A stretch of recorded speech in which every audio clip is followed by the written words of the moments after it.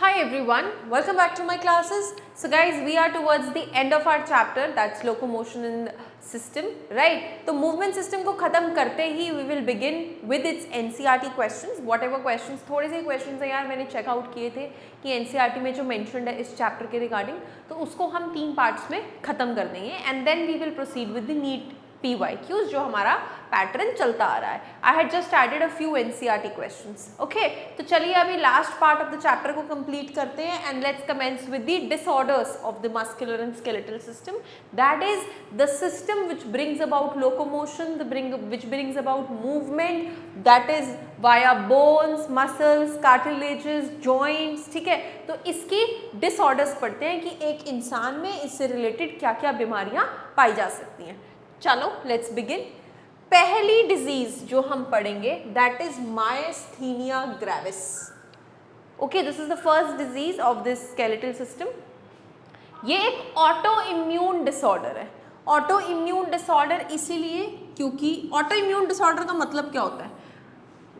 Auto means self, immune means immune system. तो जब immune system हमें प्रोटेक्ट करने के बजाय खुद से ही हमें मारना शुरू कर देता है, ऐसे डिसऑर्डर्स को हम ऑटो इम्यून डिसऑर्डर कहते हैं. बट रीजन क्या है? The reason is affecting the neuromuscular junction. जैसे ही ये ऑटो इम्यून डिसऑर्डर डेवलप होता है, ये न्यूरोमस्कुलर जंक्शन को अफेक्ट करता है. Now what is the neuromuscular junction? Remember, nerve आ रही थी, एंड में वो साइनैप्स में टर्मिनेट कर रही थी.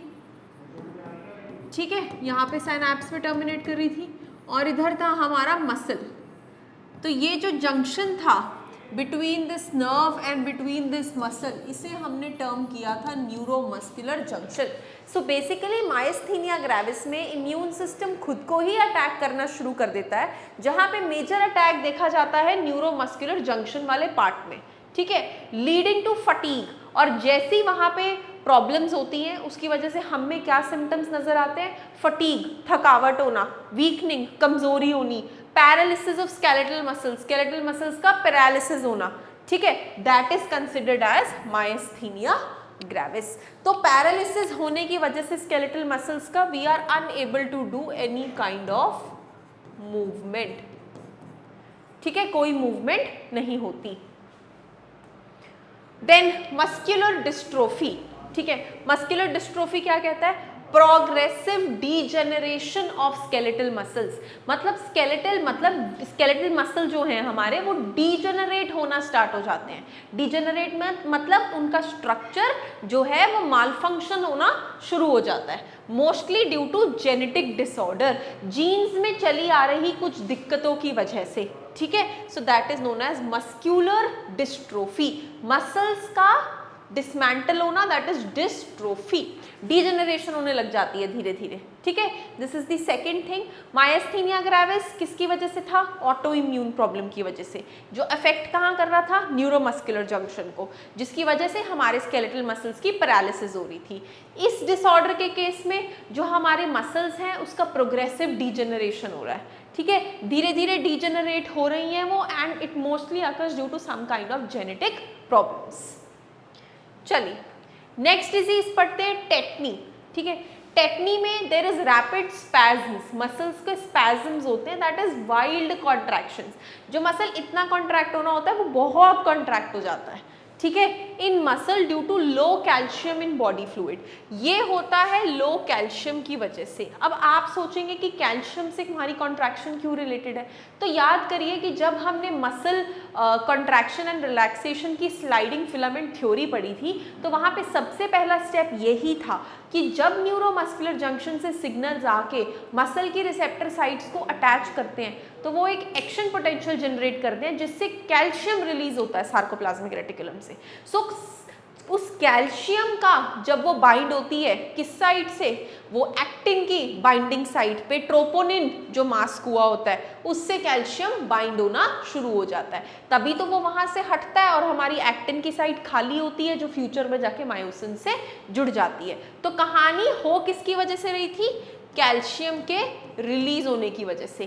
कैल्शियम कहाँ से रिलीज हो रहा था? सार्कोप्लाज्मिक रेटिकुलम से, which is the ER of muscle cell. ठीक है, ये कैल्शियम जाके बाइंड हो जा रहा था हमारा ट्रोपोनिन से, जिसकी वजह से हमारी एक्टिन बाइंडिंग साइट फ्री हो रही थी। सो अगर इन केस लो कैल्शियम रहता है हमारी बॉडी के फ्लूइड में, तो वहाँ पे वाइल्ड कॉन्ट्रैक्टिंग स्पैज़म्स हमें दिखाई देते हैं और ऐसी बीमारी को टेटनी के नाम से जाना जाता है। क्लियर? तो ये 3 डिसऑर्डर्स हमारे एनसीईआरटी ने अब तक मेंशन किए हैं। लास्ट या next disorder is the arthritis. Arthritis एक काफ़ी कॉमन बीमारी है, आपने सुना होगा 2 तरह के अर्थराइटिस लोगों में देखे जाते हैं, that is osteoarthritis and rheumatoid arthritis. अब होता क्या है कि out of these both the arthritis, जो रूमेटॉइड अर्थराइटिस है दैट इज ऑटो इम्यून। ठीक है, इसमें जॉइंट्स की इन्फ्लेमेशन हो जाती है, मतलब जॉइंट्स में हल्की हल्की स्वेलिंग दिखती है, हमें हल्का हल्का पेन रहता है, and may be that pain can worsen if not treated और if not taken care of.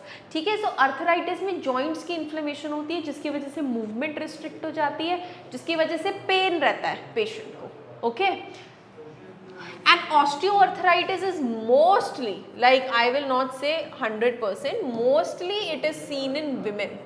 क्यों mostly seen in women? Especially after menopause, क्योंकि मेनोपॉज के बाद ईस्ट्रोजन लेवल्स डिक्रीज हो जाते हैं, जिसकी वजह से हम ऑस्टियोआर्थराइटिस जैसी बीमारियों को एनकाउंटर करते हैं।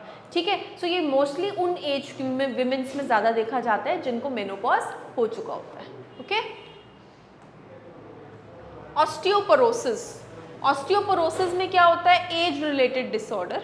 This is characterized by decreased bone mass, जहाँ पे हमारे बोन की जो मास है वो थोड़ा कम हो गया है। Increase chances of fracture, fracture के चांसेस अब बढ़ गए हैं क्योंकि हड्डियाँ उतनी मजबूत नहीं रही। ठीक है, डिक्रीज लेवल्स ऑफ ईस्ट्रोजन, यहाँ पर भी वही फैक्टर आता है, डिक्रीज्ड लेवल्स ऑफ ईस्ट्रोजन। तो विमेन में आप देखेंगे कि बोन रिलेटेड इश्यूज काफ़ी होते हैं जो due to the decrease levels of oestrogen. Whereas osteoarthritis तो मेन में भी कॉमन होता है, बट येस कहीं ना कहीं फीमेल्स में फैक्टर इसका थोड़ा ज़्यादा रहता है। Next disease is gout. Gout क्या है? इन्फ्लेमेशन ऑफ जॉइंट्स, यहाँ पे भी जॉइंट्स की इन्फ्लेमेशन है, but the reason is different. The reason is due to accumulation of uric acid crystals. तो अब क्या हुआ कि हमारी बॉडी में यूरिक एसिड का कंटेंट बढ़ गया और ये यूरिक एसिड धीरे धीरे जाके जॉइंट स्पेसेस में जमा हो गया, वहाँ पे हमें इस तरह की बीमारी होती है जिसे हम गाउट कहते हैं, और इसकी जमा होने की वजह से जॉइंट्स इन्फ्लेम हो जाते हैं and it might lead to pain in it. Okay, That's all about the disorders related to the locomotory system. ठीक है, इसके अलावा हमारे पास और डिसऑर्डर्स एनसीईआरटी ने नहीं मेंशन किए, लेकिन अगर आप वर्ल्ड वाइड देखें तो बहुत से joint related, bone related, muscle related issues हैं जिससे हमारी पॉपुलेशन सफ़र करती है। ठीक है जी, that's all, thank you so much.